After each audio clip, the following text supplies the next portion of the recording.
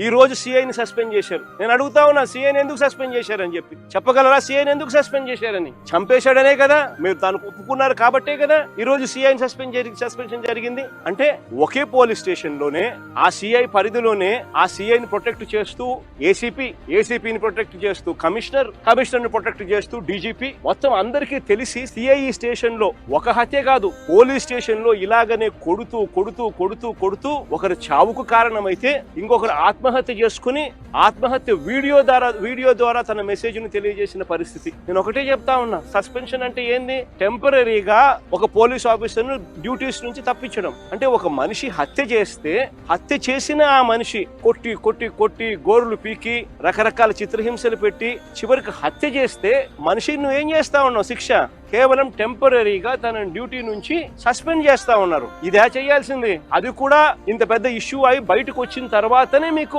చేయాలన్న కనీసం ఆలోచన వచ్చింది. ఇది బయటికి రాకపోయినంటే అది కూడా ఆలోచన కూడా వచ్చేది కాదు. ఒక వైపున ఇంత హేయమైన కార్యక్రమం జరిగింది అని అంటే ఆ సిఐని, ఆ బాధితులైన ఏసీపీని, ఆ బాధ్యులైన కమిషనర్ ను, వీళ్ళందరినీ డీజీపీ వరకు కూడా మర్డర్ కేసు ఛార్జ్ చేసి స్టేషన్లలో పెట్టాల్సింది పోయి కేవలం ఒక సిఐని టెంపరీగా సస్పెన్షన్. అంటే దాని అర్థం ఏంటి?